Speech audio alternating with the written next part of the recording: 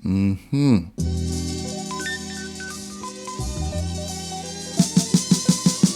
harissa is something I've been hearing about and seeing for quite some time, watching cooking shows online and that kind of thing. I usually, see harissa being used in different types of applications. It's only recently that I actually tried the paste myself in terms of eating it, and it is very delicious, very flavorful. So I wanted to make my own paste. It is a specialty item, so I've seen it once or twice in special groceries or these specialty groceries, and it could be kind of expensive. So I decided, you know what, I want to make it myself. Now, it traditionally calls for red chilies, and sometimes we do get red chilies here in the market, but you don't often get them. It's not, something that easily accessible. So instead of using red chilies, I'm using red pimentos. Now, there's the beauty about going in the market, right? When I go in the market, I could go by the pimento man, by Heyman, and actually choose out only red pimentos. Yes, yes, the green and the orange, sometimes even yellow. But because, harissa is a red paste, you want to use red pimentos for this. Now, again, this is not traditional. They would traditionally use chilies, but I'm using pimentos. And we all know pimentos don't have no heat or no set of heat. It's more for flavor. So to get the heat or to bring the heat, I'm using two Scotch bonnet peppers. Actually, this is going to have a little scorpionish, a little tail here. Yeah, I figured this could be a scorpion or a hybrid. Now, I'm not making it too spicy, so I'm not using the seeds and that kind of thing. I'm just using the outside of it because I want it to be more flavorful than spicy. So here, that is it. We have some other ingredients here: paprika, some coriander seeds, jeera, onion, garlic. Yeah, it's a real nice thing, easy to put together. So let me jump into it. All right, so to prep the pimentos, I just cutting the tops off, and I'm not gonna cut these into smaller pieces because eventually we need to grind the paste or grind the ingredients into a paste. So no need to cut these into smaller pieces. We could, cook it just like this. So just taking the tops off, and if you wanted to, you could roast these pimentos to get a more smoky flavor into your harissa paste. It's totally optional, but I wouldn't be doing that today. All right, and for the pepper, just gonna cut around like this. Again, not using the seeds or the membrane. Looking for more flavor than heat. I think I only want to use one of the peppers because I feel like if I use it two, it'll be too spicy. So, how spicy you make this is, totally up to your preference of how spicy you want it. But I was going to use the two peppers, but I feel I'm good with one. So let's err on the side of caution and let's go with one hot pepper. Now I want to go in with 3 small purple onions. People call these red onions. I don't know why, because they look red to me. If you have some bigger ones, you could use like 1 or 2. Because these are small, I'm gonna use 3 of them.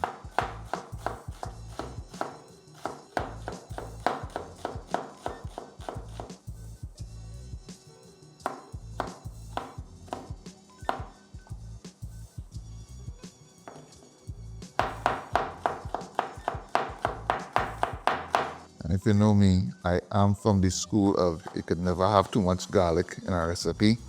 So I'm using about 12 cloves here. So I want to toast off my spices, going in with the coriander seeds and some jeera.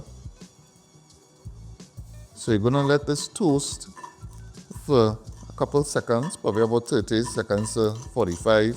You don't want it to burn at all.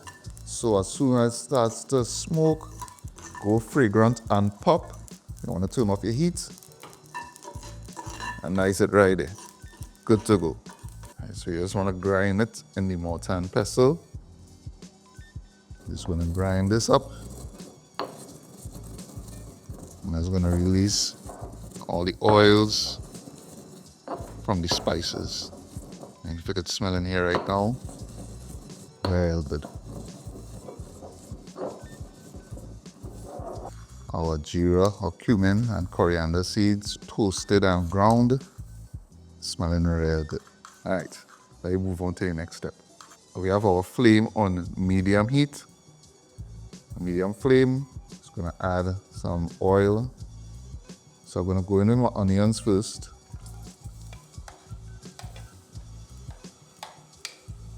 And you're gonna saute these onions for a while, probably like a minute and a half,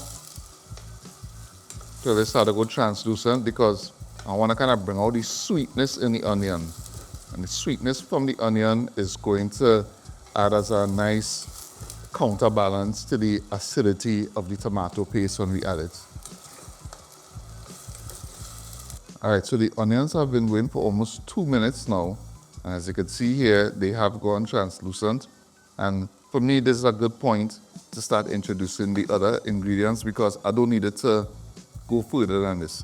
If you wanted to, you could sweat this for even longer, and as it caramelizes further, it'll get even more sweet. But like I said, I just want a hint of sweetness to mellow out the tomato paste. I don't want it to be an overly sweet harissa paste. Now we're gonna add more pimentos and the hot pepper. Added my garlic as well.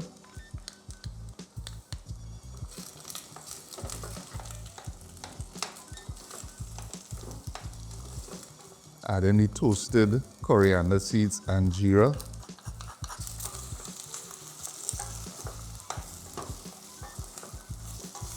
Add in 2 tablespoons of paprika. Now we're gonna add my tomato paste.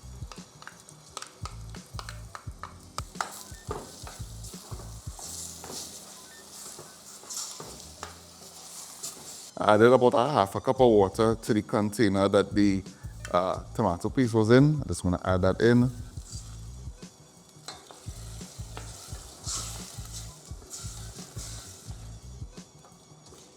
Add in a pinch of salt. I don't want to add too much salt at this point, because we could always adjust for salt later. So you're going to cover this, and I'm going to cook this until the pimentos get soft, and that should take about 25 minutes or so, give or take. So we'll check back on it in about 25 minutes and see how we go. All right, 25 minutes later, looking good. The tomato paste has infused with all the other flavors. So I just want to switch off my heat now. All right, so at this stage, I want to go in with my immersion blender, and we're going to blend it into a paste. Now, if you don't have an immersion blender, you can put this in your food processor or a regular blender and blend it up. It's fine.